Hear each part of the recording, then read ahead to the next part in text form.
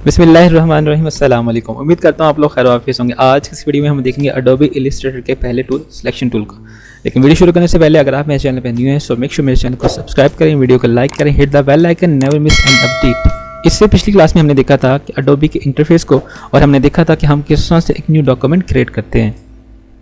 Document जो है मैंने ऑलरेडी यहाँ पे क्रिएट कर रखा है और यहाँ पे आज हम बात करेंगे सिलेक्शन टूल के बारे में। लेकिन टूल शुरू करने से पहले मैं आपसे इंटरफेस के बारे में बात करना चाहता हूँ। अगर आप MS पेंट से वाकिफ़ नहीं है, यहाँ पे अगर आपने देखा होगा कि हमारे पास यहाँ पे कलर पैलेट हुआ करता था, यहाँ पे टूल बार होते थे, मेन्यू बार, और यहाँ पे कैनवस एरिया जिसके अंदर हम ड्राइंग करते थे। और अगर आप MS पेंट से वाकिफ़ नहीं है तो मेरा तो ये मानना है कि आप डिज़ाइनर ही नहीं है। अब ऐसा तो किसी किताब में लिखा, तो आपको इस चीज़ से फेमिलियर होना बहुत ज़रूरी है। यहाँ पे अगर आप देखें तो सबसे ऊपर हमारे पास टूल बार में जो टूल है वो हमारे पास है सिलेक्शन टूल। और सिलेक्शन टूल से हम क्या क्या काम करते हैं आइए देखते हैं। तो उसके लिए मेरे पास एक ना किसी शेप का होना ज़रूरी है। मैं यहाँ पे एक शेप ड्रा कर रहा हूँ, सिंपल एक स्क्वायर मैंने ड्रा किया और मैं कीबोर्ड से सिंपली अपने टूल को एक्टिवेट कर रहा हूँ। V प्रेस करूँगा तो मेरा सिलेक्शन टूल जो है वो एक्टिवेट हो जाएगा। अब हमारे पास यहाँ पे शेप मौजूद है और हम इस शेप को एक जगह से दूसरी जगह मूव कर सकते हैं with the help of selection tool. अपने सिलेक्शन टूल की मदद से हम किसी भी शेप को, ऑब्जेक्ट को एक जगह से दूसरी जगह मूव कर सकते हैं। एंड सेकंड थिंग इज आप अपने किसी भी ऑब्जेक्ट या शेप को रोटेट कर सकते हैं। यहाँ से मैं अगर इसको रोटेट करूँ तो ये रोटेट होगा। सेकंड थिंग इसमें ये कि अगर आप शिफ्ट का इस्तेमाल करें रोटेट करते वक्त तो ये किसी पर्टिकुलर एंगल पे भी आप इसको रोटेट कर सकते हैं। लाइक जैसे 45 डिग्री पे मैं कंट्रोल जी कर रहा हूँ। जस्ट मैंने इसको सेलेक्ट किया, सेलेक्ट करने के बाद कीबोर्ड से मैंने शिफ्ट को प्रेस किया और अपने माउस की मदद से इसको यहाँ से रोटेट किया। थर्ड ये कि हम अपने किसी भी ऑब्जेक्ट को स्केल अप या स्केल डाउन कर सकते हैं with the help of selection tool. मैं यहाँ पे अगर आप देख रहे हैं इसकी शेप जो है वो डिस्टर्ब हो रही है, तो इस चीज़ से बचने के लिए अगर आप सिंपली अपने कीबोर्ड से शिफ्ट को प्रेस करें तो आपकी जो शेप है वो ख़राब नहीं होगी, उसका प्रोपोर्शन जो है वो ख़राब नहीं होगा। यहाँ पे एक और चीज़, अगर मैं ये चाहता हूँ कि मेरा जो ऑब्जेक्ट है वो सेंटर से ही बड़ा या छोटा हो, स्केल अप स्केल डाउन हो, तो सेलेक्ट करने के बाद जस्ट आप इसको शिफ्ट की मदद से स्केल अप करते वक्त आल्ट भी साथ प्रेस कर दें, या सिंपल अगर आल्ट प्रेस करें तो आपका जो ऑब्जेक्ट है वो सेंटर से ही स्केल अप और स्केल डाउन होगा। ठीक है। And fourth one is that हम अपने ऑब्जेक्ट की मल्टीपल कॉपी जनरेट कर सकते हैं with the help of selection tools. Copy करने के 2-3 तरीके हैं जिसके अंदर हम सेलेक्ट करते हैं पहले शेप को कंट्रोल C कीबोर्ड से और कंट्रोल V करने के बाद उसी की कॉपी यहाँ पे जनरेट हो जाती है। दूसरा तरीका क्या है, सेलेक्ट करें, सेलेक्ट करने के बाद कंट्रोल C करें और कंट्रोल F करें। F करने के बाद आपकी वही कॉपी उसी ऑब्जेक्ट के ऊपर जनरेट हो जाएगी, मतलब उसकी जो डुप्लीकेट है उसी के ऊपर जनरेट हो जाएगी। मैं दोबारा करके दिखाता हूँ। मेरे पास ये एक ही ऑब्जेक्ट था, मैंने कंट्रोल C किया और कंट्रोल F किया तो उसकी कॉपी उसी के ऊपर आकर बैठ गई। You know something like that. Okay, the third तरीका का जो है हमारे पास वही है कि आप सेलेक्ट करें और कीबोर्ड से ऑल प्रेस करें। जैसे ही आप ऑल प्रेस करेंगे आपका एरो चेंज हो रहा है, थोड़ा सा देख रहे हैं वाइट वाला भी साथ आ रहा है। तो मैं एरो को यहाँ से अपने कीबोर्ड की मदद से ड्रैग करूँगा उस ऑब्जेक्ट को, और मेक श्योर कि आप कीबोर्ड से ऑल्ट को प्रेस किए रखिए। मैंने यहाँ पे शिफ्ट को भी इस्तेमाल किया है, तो शिफ्ट से क्या होगा, हॉरिजॉन्टली, डायगनली और वर्टिकली आपका ऑब्जेक्ट मूव करेगा। एंड मैं जस्ट अपने माउस को रिलीज़ कर रहा हूँ और इसकी मैंने कॉपी जनरेट कर ली। मैं दोबारा करके दिखाता हूँ। सेलेक्ट किया, कीबोर्ड से ऑल प्रेस किया और माउस से ड्रैग किया। सबसे पहले मैं अपने माउस के बटन को रिलीज़ करूँगा, देन ही कॉपी जनरेट होगी। अगर आपसे ये नहीं हो रहा तो आप क्या मिस्टेक कर रहे हैं, सेलेक्ट करने के बाद कॉपी ड्रैग करते हैं।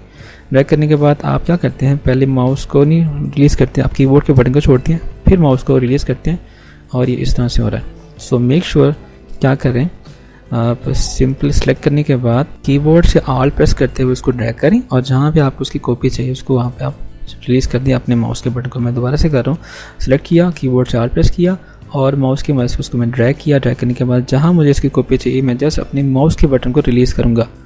मेक श्योर आपके कीबोर्ड से ऑल्ट का बटन जो है प्रेस रहे। और यहाँ पे मज़े की चीज़ एक और यहाँ पे कि हम अपने इस ऑब्जेक्ट की मल्टीपल कॉपी कैसे जनरेट कर सकते हैं।